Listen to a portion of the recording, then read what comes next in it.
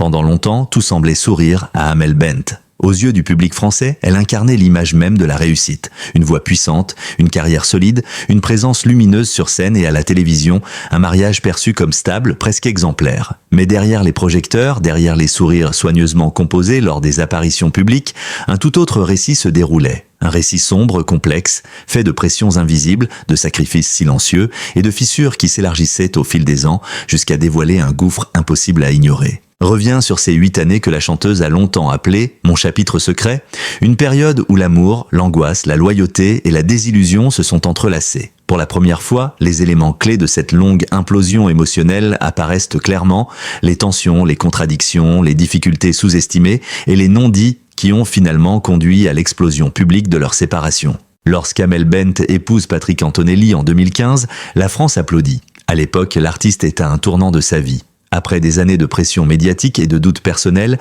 elle déclare avoir enfin trouvé quelqu'un qui me voit pour ce que je suis, pas pour ce que je représente. Les médias évoquent un mariage discret mais sincère, une complicité rare, un équilibre enfin trouvé. Pourtant, dans les coulisses, plusieurs proches rapportent une réalité plus nuancée. Dès les premiers mois, Amel Bent, habituée à une carrière exigeante et à une indépendance forgée dans l'adversité, doit composer avec la personnalité forte de son mari, son entourage particulier et les premières tensions liées à la différence de vie, de rythme et d'exposition médiatique. Alors que la chanteuse cherchait l'apaisement, elle découvre rapidement que la vie conjugale ne ressemblera pas à l'idylle qu'elle imaginait. L'un des tournants les plus déterminants survient en 2016, lorsque Patrick Antonelli est mis en examen. Pour la première fois, une pression publique lourde s'invite dans leur foyer. Amel Bent, enceinte à ce moment-là, tente de garder la tête froide, déclarant publiquement qu'elle soutient son mari. Mais en privé, ce moment marque le début d'une spirale émotionnelle violente. Les sollicitations judiciaires, les convocations, les critiques en ligne, les attaques personnelles contre elle et sa famille. Les proches racontent une Amel épuisée, stressée, tentant de concilier 3 rôles impossibles à porter simultanément. Soutenir un mari fragilisé, protéger sa grossesse et préserver sa carrière qui repose en grande partie sur l'image de stabilité et de force qu'elle incarne. Ce sont ces mois-là que certains membres de son entourage appelleront plus tard les premières fissures du miroir. Pendant les années suivantes, Amel Bent choisit systématiquement la discrétion et la protection familiale. Elle refuse d'exposer ses soucis, refuse d'alimenter la presse à scandale, refuse même de se plaindre auprès de ses collègues les plus proches. Mais ce choix destiné à préserver sa famille devient progressivement une cage. À mesure que les procédures s'enchaînent, les déplacements, les restrictions, les contraintes pénales s'accumulent. La chanteuse, elle, continue de tourner, d'enregistrer, de participer à des émissions, de sourire devant les caméras. Plusieurs témoins évoquent une image forte.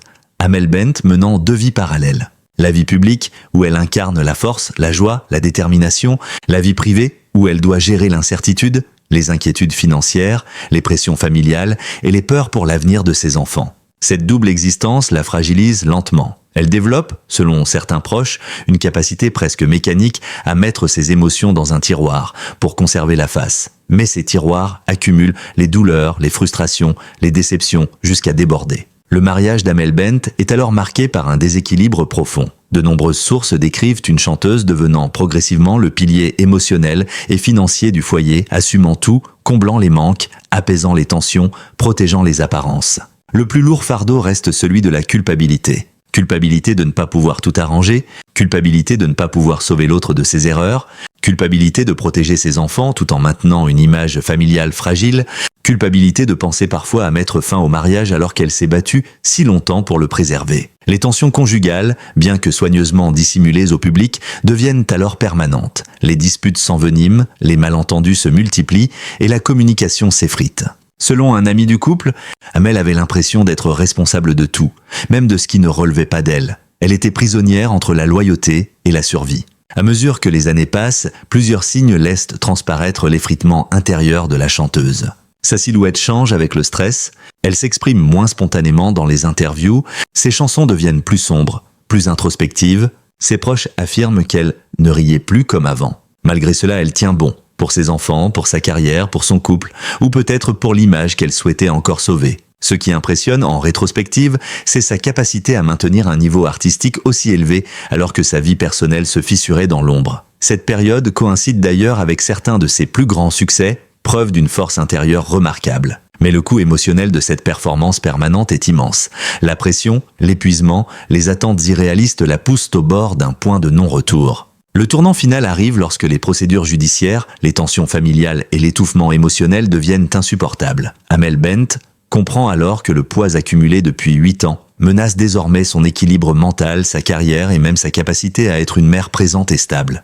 Selon un proche, elle s'est réveillée un matin et a compris que si elle ne se sauvait pas, personne ne le ferait à sa place. Cette prise de conscience brutale mais libératrice marque la fin d'un long cauchemar silencieux et le début de la vérité que personne n'avait osé dire, la vérité qu'elle avait tenté de protéger, la vérité qui aujourd'hui éclate au grand jour. Pour la première fois, les coulisses de leur relation sont reconstituées, non pas pour accabler, mais pour comprendre. Les témoignages obtenus, les observations des proches, les détails longtemps tus par la chanteuse elle-même révèlent une vérité complexe. Ce divorce n'est pas le résultat d'un événement isolé, mais l'aboutissement d'un engrenage émotionnel et psychologique d'une intensité rarement exposée au public. Les débuts prometteurs laissent place, après quelques années, à une tension permanente. Le couple doit composer avec une pression judiciaire qui s'abat brutalement sur Patrick Antonelli, et qu'Amel Bent tente tant bien que mal de gérer. Mais la réalité est qu'aucun amour, aussi sincère soit-il, ne peut résister indéfiniment à une telle accumulation de contraintes. D'après plusieurs témoins, les disputes deviennent plus fréquentes. Reproches liés à l'absence, frustration financière, tensions sur la gestion médiatique, divergences sur l'éducation des enfants, sentiments d'injustice qui rongent l'un comme l'autre. Patrick, fragilisé par sa situation judiciaire, devient plus nerveux, plus susceptible. Amel, elle, cumule concerts, tournages, studios, obligations professionnelles et responsabilités maternelles. Leurs deux mondes, autrefois compatibles, commencent doucement à entrer en collision. Un ami commun confie « Ils s'aimaient, vraiment ». Mais leur amour s'est retrouvé étouffé par des forces qu'ils ne contrôlaient plus. Les procédures judiciaires, loin de s'atténuer, s'intensifient au fil des ans. À chaque nouvelle audience, à chaque nouvelle décision, à chaque restriction imposée, Amel Bent se retrouve dans une position intenable. Le couple vit alors sous un régime d'incertitude permanente. Déplacement limité pour Patrick, angoisse financière, pression médiatique, nécessité d'adapter l'ensemble de la vie familiale à ses contraintes. Cette charge mentale épuise la chanteuse. Elle doit présenter un visage public solide alors que sa vie privée ressemble à un enchaînement d'obstacles. Elle explique à plusieurs reprises qu'elle se sent comme le seul moteur qui ne doit jamais tomber en panne. Mais un moteur, même le plus puissant, finit par s'essouffler. Un proche décrit une scène révélatrice. Parfois, elle montait sur scène pour chanter devant des milliers de personnes, puis elle rentrait en voiture et s'effondrait en pleurs. Personne ne pouvait imaginer ce qu'elle vivait en coulisses. Pendant des années, Amel choisit le silence. Un silence volontaire, presque héroïque, destiné à protéger ses enfants, à éviter l'humiliation publique de son mari et à maintenir une façade familiale encore debout. Ce silence, toutefois, a un prix. Il isole, il enferme. Il transforme les blessures en cicatrices mal refermées. Ce qui l'épuise le plus, selon ses proches, n'est pas la situation judiciaire elle-même, mais la nécessité de faire semblant que tout allait bien. Faire semblant devant les journalistes, faire semblant devant ses collègues, faire semblant même devant certains membres de sa famille.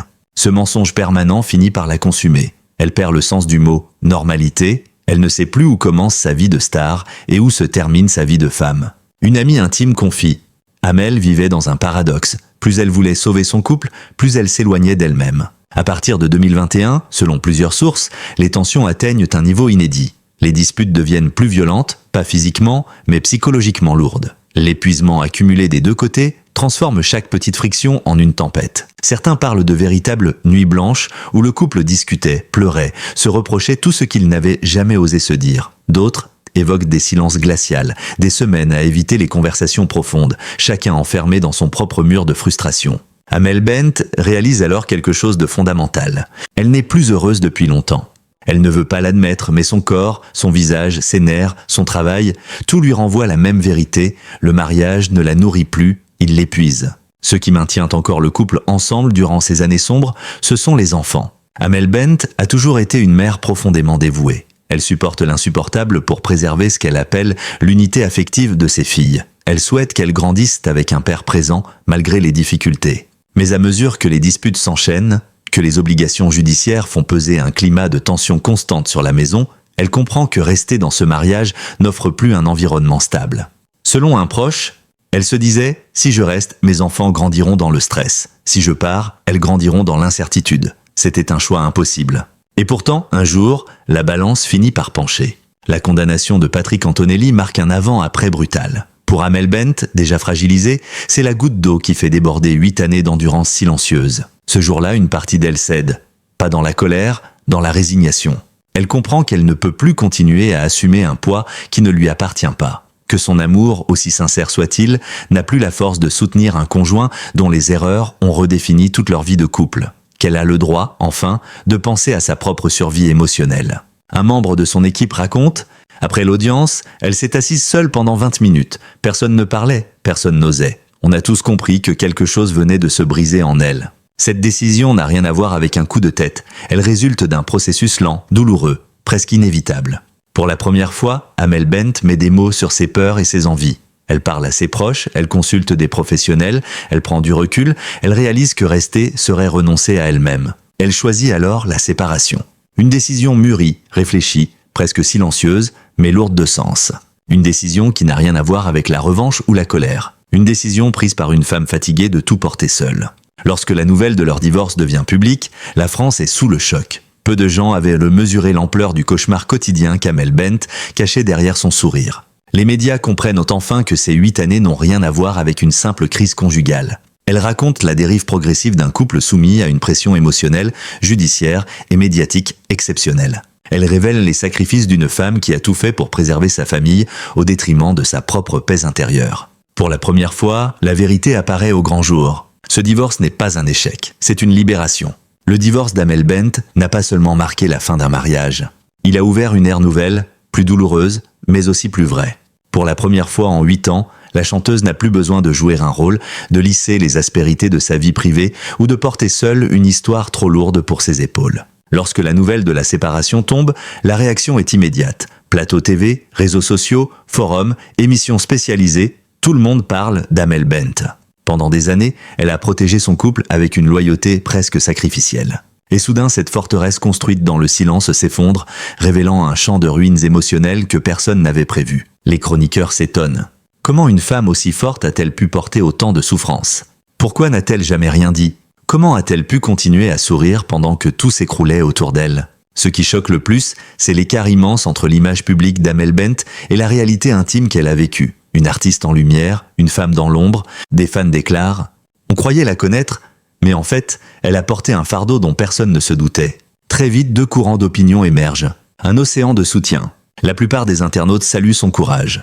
Ils voient en elle une mère qui a tout sacrifié. Une femme forte, une artiste honnête qui a toujours refusé d'exposer les failles de son couple pour protéger ses enfants. Les messages se multiplient. « Tu mérites la paix. Tu as fait plus que n'importe qui à ta place. On est avec toi. » Mais aussi des voix critiques. Comme toujours, certains lui reprochent son silence ou ses choix passés. D'autres se demandent pourquoi elle est restée aussi longtemps dans une situation aussi destructrice. Ces critiques, bien que minoritaires, blessent profondément la chanteuse. Car personne ne sait mieux qu'elle combien il est difficile de partir quand on porte à la fois un amour, une famille, des souvenirs et un espoir obstiné de sauver ce qui peut l'être. Le divorce, même lorsqu'il est une libération, laisse des cicatrices. Amel Bent a vécu 8 ans à s'effacer, à minimiser ses besoins, à absorber les chocs pour protéger son foyer. Lorsque tout s'arrête, un vide immense apparaît. Les proches racontent une Amel perdue, confuse, oscillant entre soulagement et culpabilité. Elle a peur d'avoir échoué, peur de ne pas être à la hauteur pour ses enfants, peur même d'affronter une nouvelle vie où elle ne peut plus se cacher derrière la nécessité de tout porter. Mais dans cette fragilité naît aussi une force nouvelle. Amel Bent commence enfin à penser à elle. Pour la première fois depuis longtemps, la chanteuse prend du recul.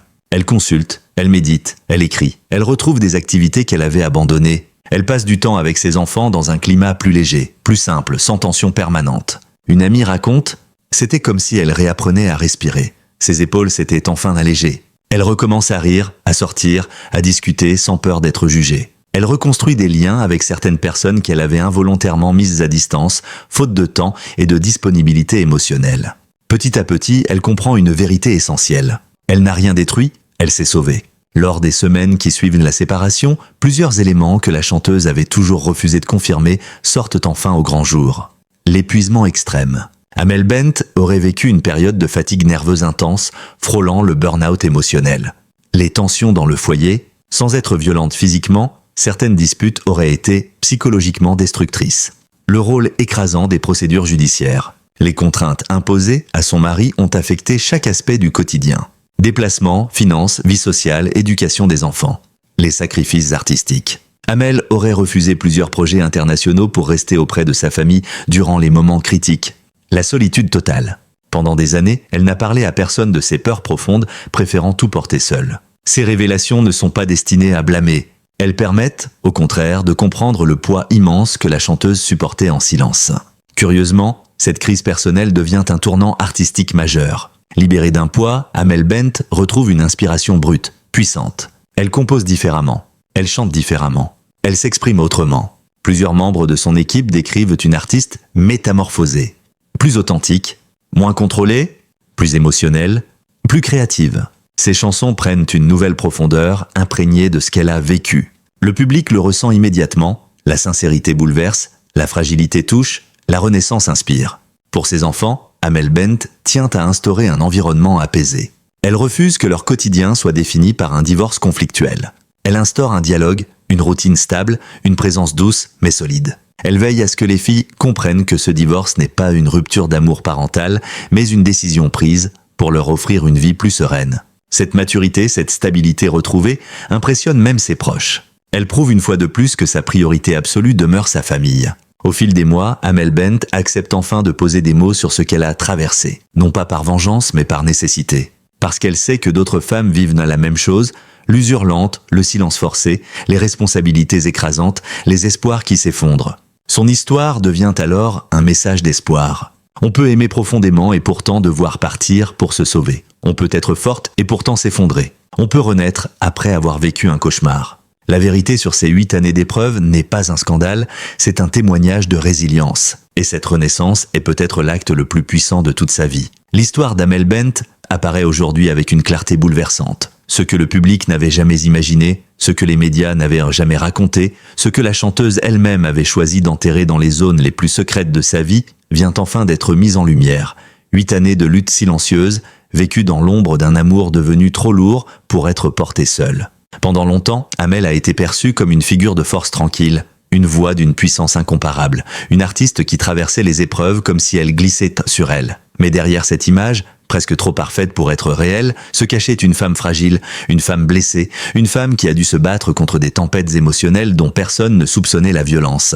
Et pourtant, malgré tout, elle ne s'est jamais effondrée. C'est sans doute là que réside la leçon la plus forte de cette histoire. On peut aimer profondément, on peut donner tout ce que l'on a, on peut lutter sans relâche pour sauver une famille, mais il arrive un moment où la survie passe avant la loyauté, où la vérité passe avant l'apparence, où la paix intérieure devient plus essentielle qu'un mariage qui s'effrite. Le divorce d'Amel Bent n'est pas un scandale, il n'est pas un échec, il n'est pas une tragédie, c'est un acte de courage.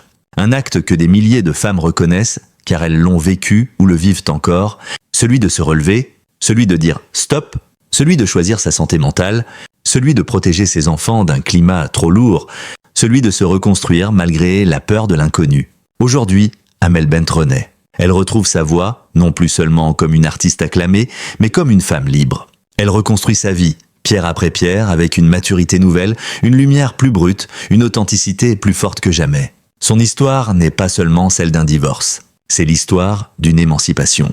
C'est l'histoire d'une mère qui a refusé de s'éteindre. C'est l'histoire d'une artiste qui n'a jamais cessé de croire en l'avenir. C'est l'histoire d'une femme qui, après avoir traversé la nuit, avance aujourd'hui vers un horizon plus clair. Si cette vérité choque, c'est parce qu'elle nous renvoie à nos propres silences.